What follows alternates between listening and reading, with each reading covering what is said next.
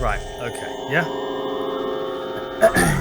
Hello, everybody, and welcome to the War Room. This one is for this weekend's UFC main event between Chan Sung-jun, the Korean zombie, and Dan Ige. Dan 50K Ige. Nice nickname. Okay.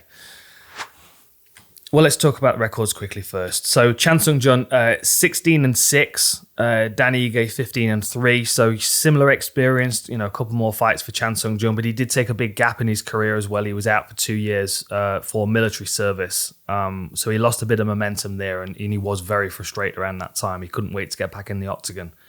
They're both 5'7", although I can't help but feel that Chan Sung-jun's going to be taller than Dan Ige. So we'll wait and see how they look on the face-off. But I'll be very surprised if they're both the same height, but I'll leave that there. Chan Sung-jun's only got an inch reach advantage. Doesn't really make a difference in this fight. An inch reach advantage is not much. And also Chan Sung-jun he's a front foot fighter. He's going to be ready to engage all the time. So it's not like Dan Ige is going to be trying to find him in the octagon. Zombie's just not that fighter, and that's part of the reason why his nickname's Fighter. But part of the reason why his nickname's Zombie is because that's the kind of fighter that he is. Korean Zombie was popular. I mean, he had a bit of a cult following in the beginning, but when he signed with the WEC and he faced Leonard Garcia, they had this absolute war, and it was a real fun fight to watch. I mean, it does ebb and flow. It's not crazy all the way through, but the crazy moments in the fight, you're on your feet watching it. It's absolutely wild. And that became synonymous with his nickname, the Korean Zombie. And to an extent, he's tried to live up to that, I feel. People expect a wild fight when he's in there, and they expect him to be able to take a load of shots. And when he made his UFC debut, they matched him against Leonard Garcia against try and get that same type of matchup. And he actually finished the fight with a twister. So there's a lot more depth to the Korean Zombie's game than a lot of people give him credit for. That's something that we've got to bear in mind, because Dan Ige, although he's predominantly, he wants to stay on the feet and strike and, move laterally, we do see him level change sometimes. He did a few times against Calvin Kattar. Wasn't successful, but you've got to think, that is in there if he wants to. If he does, however, do that, Korean Zombie is a problem. He's a problem on the floor, and easy to underestimate, because of, he's got a recklessness on the feet, which people expect to transfer onto the floor, and it's not. He's actually really quite technical on the floor. Where am I? Okay, so as far as the matching up on the feet goes, you've got to think Korean Zombie is going to be the one moving forward. He's going to be the aggressor, just like he was in the Brian Ortega fight, and that, if I am Dan Ige, is a good fight to watch, to try and see if I can, piece a game plan together for myself. Obviously, Ige and Ortega are different types of fighters, but the space that Dan Ige will occupy in the octagon is very similar. He'll be around the edge.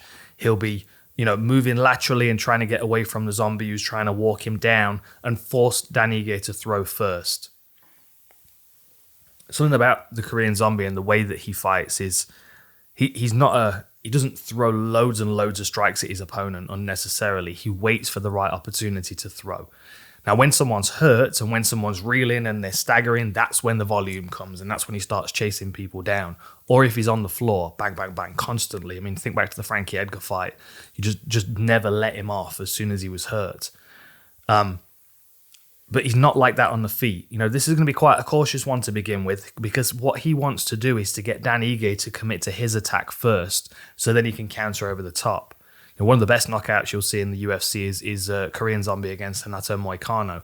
And as Moicano stepped in with the jab, the Zombie just slips to the side, comes straight over the top and cracks him with a powerful right.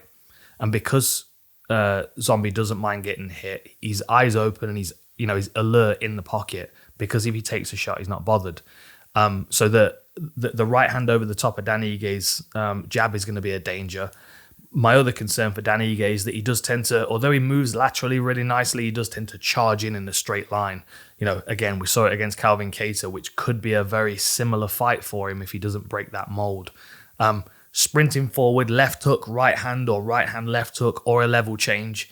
They're the moments where Korean Zombie will see him moving straight forward in a straight line, and he'll crack him with that straight right.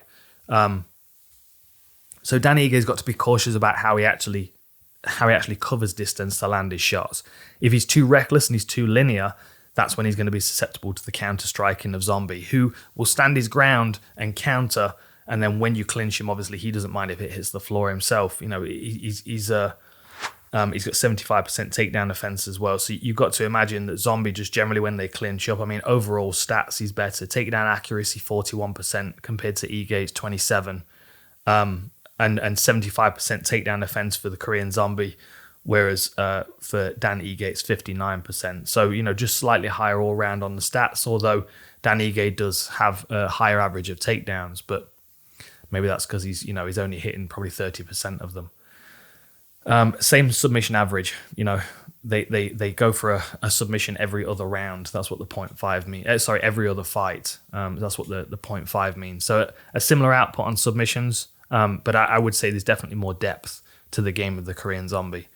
I'm more interested in how this plays out on the feet, though, because this is where if Dan Ige is going to win this fight, he's going to have to be smart, he's going to have to stick to a game plan, and he's going to have to play to the traits of Korean Zombie. You know, what you know from this guy. The fact that he does stand heavy on his lead leg, that lead leg will be vulnerable. He worked the lead leg kicks against Calvin Kattar to good effect early in that fight, and I think this would be a useful one against the Korean Zombie as well. It will take away some of that forward pressure, and it will take away some of his stability for his power punches. One other thing that I would do if I was Dan Ige as well,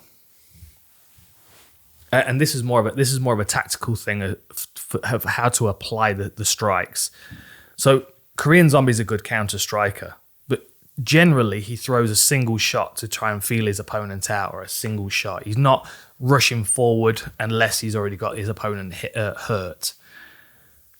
If Dan Ige can feint and get Zombie to throw that counter shot that he was anticipating to land, Ige can then chase that punch back to source and throw his combinations.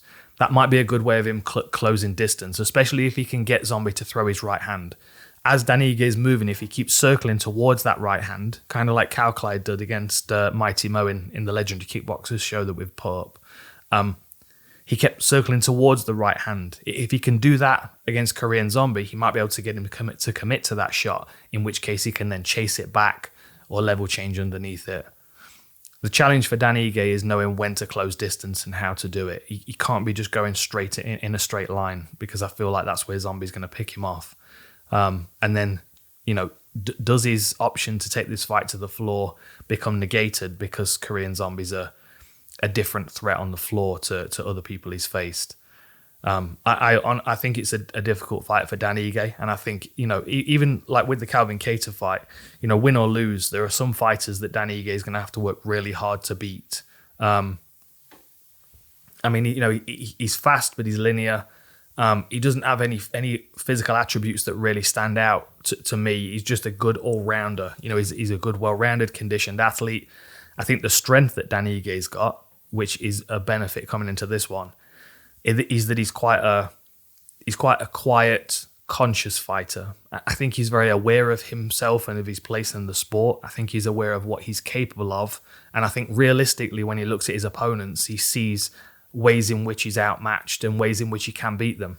I think he's a very realistic individual. And, you know, he's already making plans for his post-career, so he's got other things to go on to after he's done fighting, which also shows you a forward planning mentality, someone that's thinking ahead, even when they don't need to.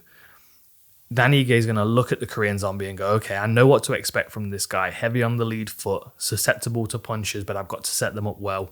If I try and take him down, he's going to be difficult on the floor to A, control, and B, to stop attacking with submissions. So I think the cerebral approach from Dan Ige is really his strength in this one, whereas Korean Zombie, it's his willingness to get hit and land his counter punches in the process.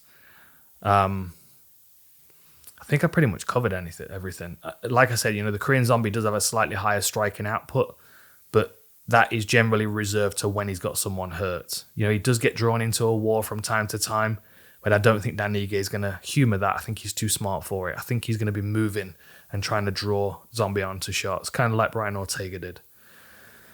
All right. Oh, and straight punches to the body. That's one other thing I forgot to say. I've written it in bold here on my notepad. Dan Ige did a good job of varying his targets and attacking the body of Calvin Kattar. And obviously, it didn't work out too well against Calvin Kattar generally because he's such a good counter puncher. But I think, you could entice the counter punches from Korean Zombie by attacking the body from time to time and then starting to feint that. There are definitely ways for Dan Ige to get into this fight, but he has to have an airtight game plan, and he has to really stick to it and be disciplined. But anytime the Korean Zombie steps in there, I'm always going to be watching. And I think Dan Ige can really push him to the end of his game.